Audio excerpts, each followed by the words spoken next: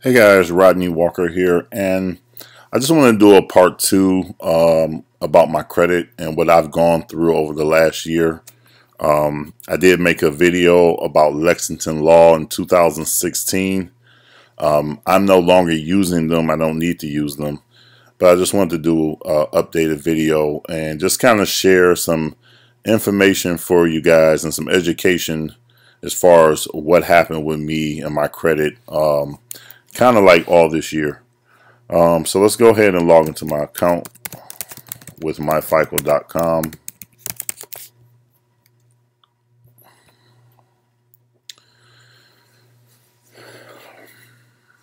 Okay, so you can see my credit is pretty good. My credit is pretty damn good. This all happened over the throughout 2016, throughout 2017. I was at, let me see if it'll show it. Let's look at TransUnion real quick. So you can see, okay, actually, let's go back. Oh, actually, I didn't need to go back. Okay, let's look at Equifax real quick. So as you guys can see, back in 2015, I was in the 500s with Equifax. And I started growing, and I decided to start working on my credit using Lexington Law. I had so much stuff on my credit report, it was ridiculous. So many collections, so much, just being irresponsible. It is what it is, And when I decided to get my credit together, I started making some changes. I signed up to Lexington Law. I was paying like $119 a month. They started getting a lot of stuff removed, etc. I started learning and educating myself about credit and how to have good credit and keep good credit and things you should and should not do. And so you guys can see, I got up to like a 651, and and then you guys can see, I got up to 725. Sometime around November, December, and then my credit dropped. Okay, as you can see, around January it dropped. I'm going to explain to you why. I'm going to give you some valuable information. For many of you, you may know this, but many of you won't know what I'm going to tell you. So as you can see, around January 2017, it took a dive. Okay, it took a big dive. All right, and then it stayed down in the 600s like all throughout this year. And then I started making the changes I need to make it go back up, and I'll explain those changes to you. If we look at TransUnion, you'll see kind of the same thing. Now, TransUnion is the easiest credit bureau to have a higher score with. I don't know why, but just with TransUnion, you don't take much of a hit on things as you do with the other two. All right, but as you can see, I was up to 763, and then around January, it started to fall. Just like with Equifax in January, it started to fall, and I'm going to explain to you why. And then it fell, and it fell, and it fell, and it fell way down here, but after making some recent changes and doing some things, it's climbed back up. And then finally, Experian, as we go ahead and take a look, you see how bad my credit is. Now, Experian is the hardest to get good credit with. All right, so the easiest is going to be TransUnion, the hardest is going to be Experian, and then the middle is going to be Equifax. So you see how low it was, and I got it to come up, and then around January I got it up to like a 640. Then it started to decline again, and got back up. Okay, so here's what I'm going to tell you guys in this video, which is very important. So around, and if you follow me in MCA, Motor Club of America, you might have seen the video. I made a major mistake. Being excited that I had good credit, I made a major bad decision. Now, let me explain something to you. You got two different types of credit. You have revolving credit, which is basically like your credit cards, your store cards, etc. Then you've got installment credit, which is usually like a house loan, a mortgage, or a car loan. And so I made a major mistake with a revolving credit. And so what I did was around around Christmas of 2016, I went out and I financed a Rolex. I purchased a Rolex. It was $11,500.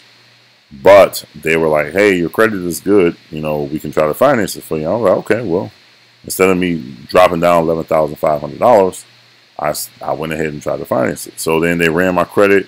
They said, okay, well, this is what we can do for you. All you got to do is put down $1,500, and you can walk out with the rest, and you'll owe $10,000. And I'm like, that's it?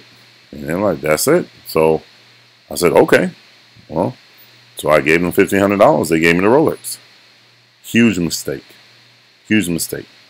Now, let me explain to you why that was a huge mistake. That was a huge mistake because it's not like I just walked into JCPenney and I said, hey, I want to apply for a JCPenney card. Let's see how much credit I can get. And they say, all right, you're approved for $1,000. And I'll say, all right, thank you. And I'll leave out, and they say, okay, your card will be in the mail. You have a $1,000 credit limit. What I did is I walked into a Rolex store. It doesn't matter if it's a Rolex store or not. I mean, this is the official Rolex store. Okay? And what I did is I ate up most of the money. I ate up most of the money right away. Took a huge hit on my credit. I wasn't thinking. Like, I was just so excited that, hey, I got to get credit. Hey, these people are going to let me get a Rolex. This is my first Rolex. I didn't even think about it. So they approved it. And then the problem is, with your credit, with a revolving credit card, you never want to spend, the max you want to use on that card is 29%. I would say no more than 25%. Okay? 29%. That's what the problem is. Okay, so let's just do the math real quick. Hang on a second. Let me get my calculator. Okay. So if the Rolex was $11,500 and I put down $1,500, that means that I have a debt of $10,000. Right? What I should have done, since I don't want to use more than 29%, is to keep my credit from taking a dive. This is called credit utilization. My credit utilization was very, very high on this card. And when I did that, it took my credit to a dive. It just kept dropping every week. It's 8 o'clock. It was going lower and lower and lower and lower. So let's see what 29% of 11,500 is. 11,500 times 29% is $3,335. Okay, so 3,335. For my credit to not have taken a dive, when I bought that Rolex, I had to put down $8,165. Okay?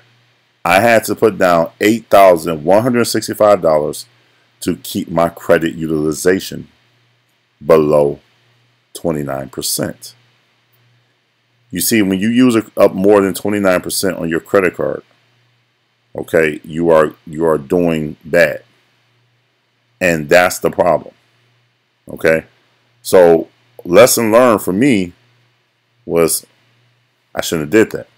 And so I let it stay like that for a couple months, and I really just didn't pay attention to it. And I never really thought about it. Why did my credit get so bad?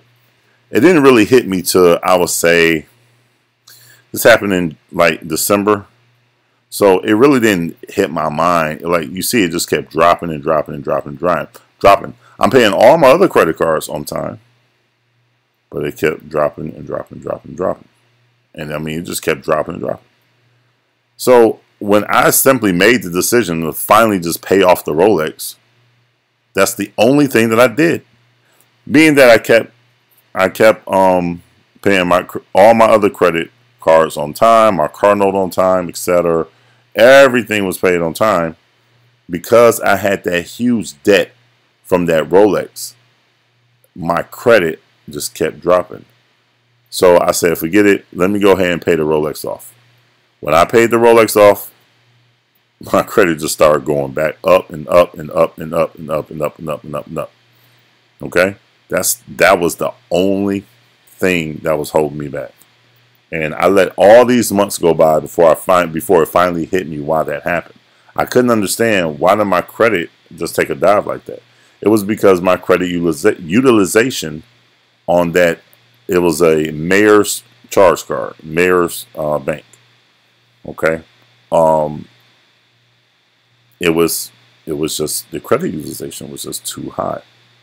So now I paid that off, right? I applied, and 2 cards, which is funny. 2 cards I have never ever been able to get. Other people have, but for me, I was never able to get. This is so crazy. I paid off the Rolex, and my credit score just shot up like crazy, right? 2 cards I have never been able to get is a Macy's charge card and an American Express card.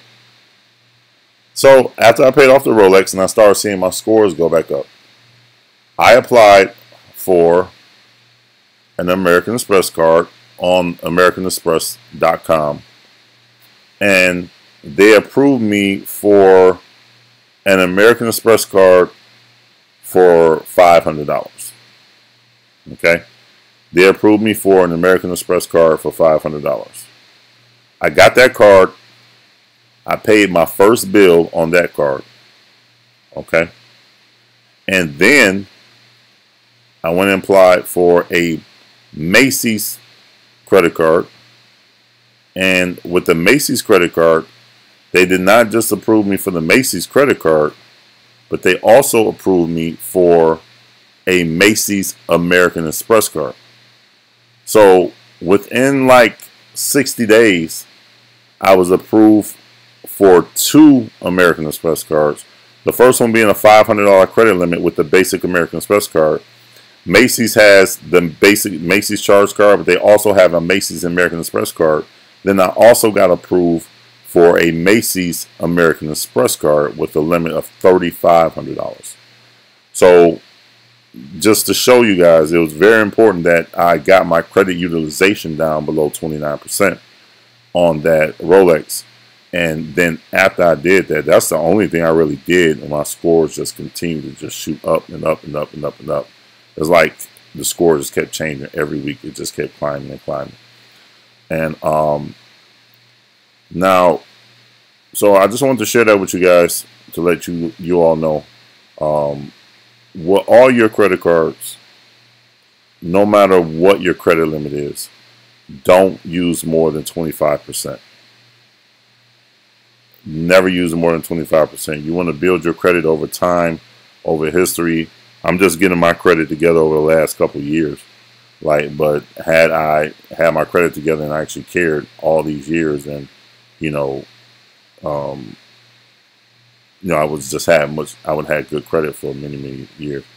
Okay, so no matter what your credit limit is, never use more than 25%. So if it's $1,000, never use more than $250 on your credit card. Okay, and then pay it completely off every month. When they say the bill is due, pay it on that day and completely pay it off. It's best that these days, credit card companies, they have auto payments, and you can pick how much you want to pay on auto payment, or if you want to pay the thing completely off. Never use more than 25%, and set up the auto payment to automatically be drafted from your another credit card or your bank account on the due date of the bill. And if you do that, then you'll be able to maintain good credit, and that's it. All right, guys. So thanks for listening. Take care.